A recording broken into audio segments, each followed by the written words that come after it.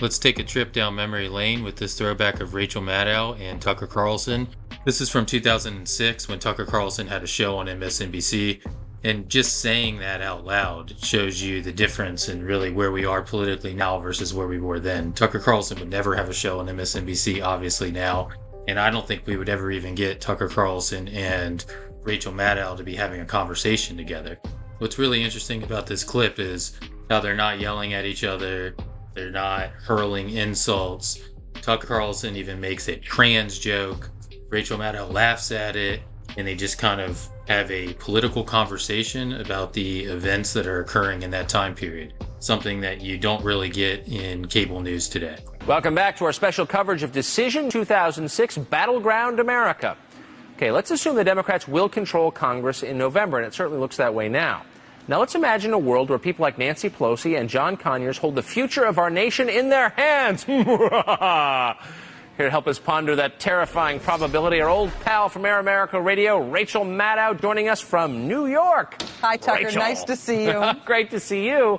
What's the first thing, apart from nationalizing the railroads and passing the transgender amendment, Democrats are going to do when they take power? Well, I mean, there's a lot to get to right away. We have to make everybody get gay married, and we have to ban the Bible, and we have to send you to Guantanamo. But after we, get rid of the first tier order of business, I mean, there are going to be some subpoenas headed to the White House, aren't there? Well, I mean, let's be honest. Maybe there will be. I mean, it's possible that Democrats will take both houses. It's likely, I think, that they'll take one house. That's not such a crazy situation. I mean, since Bush has been president, there was a period of time when the Democrats controlled the Senate, and the world didn't end. It's not like the entire country or even our entire political system will change. I don't think you should expect a dramatic change in governing. No, I don't. And it'll still be, I mean, look, one thing Republicans have sort of learned and should have learned a long time ago is it's very hard to govern with a small majority, and Democrats will have to face the same problem, and everybody knows the drill. But the subpoena power, I believe, is a big deal, and there's quite a bit of pent-up frustration on the left, certainly on the activist left. People are really mad at Bush, which is one of the reasons Republicans are about to eat it in the midterm. So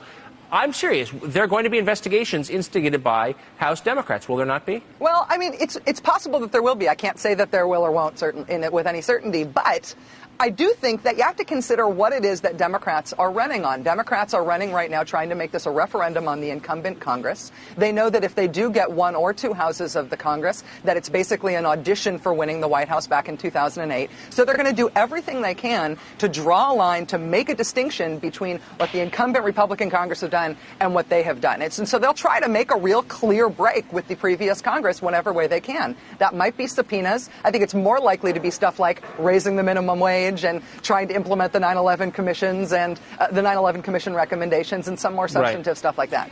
So, I mean, in 1994, the last time there was a dramatic turnover, and look, we don't know what's going to happen in 2 months, but, again, I think everybody on both sides expects Democrats to do well.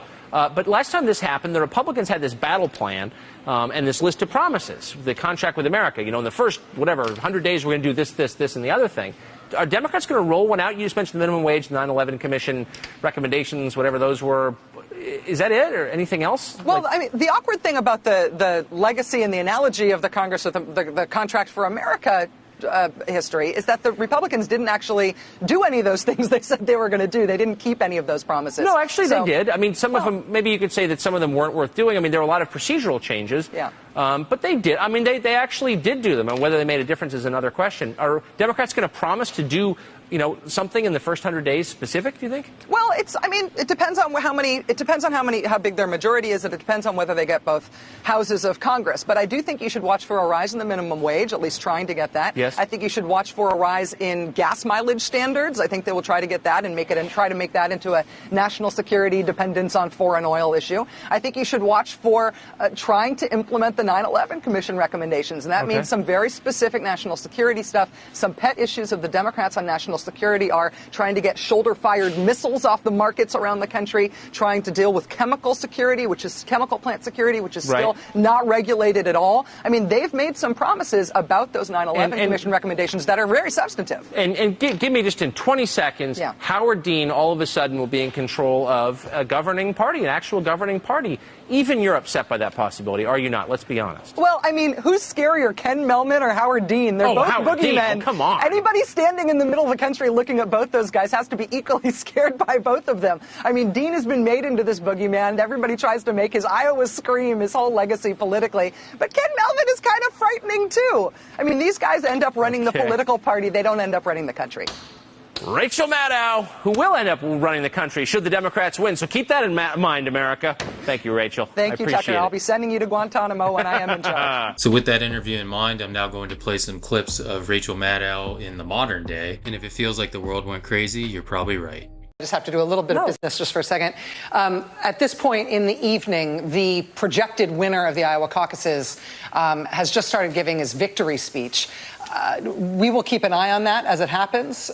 We will let you know if there's any news made in that speech, if there's anything noteworthy, something substantive and important.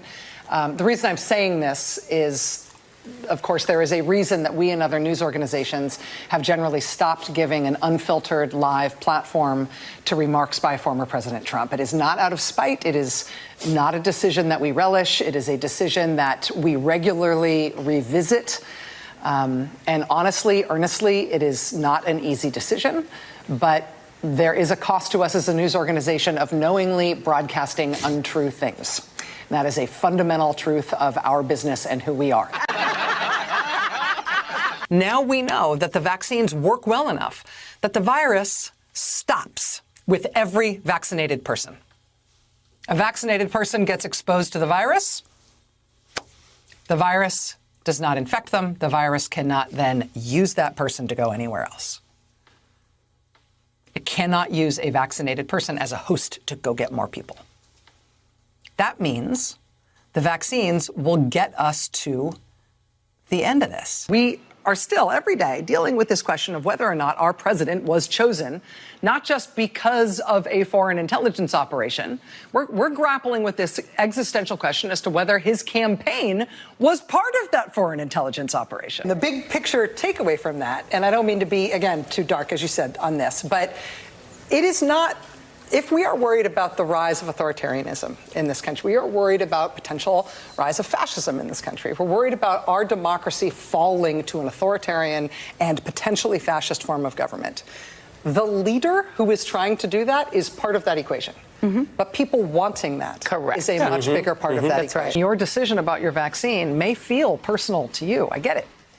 But you live in a society. You live in a country.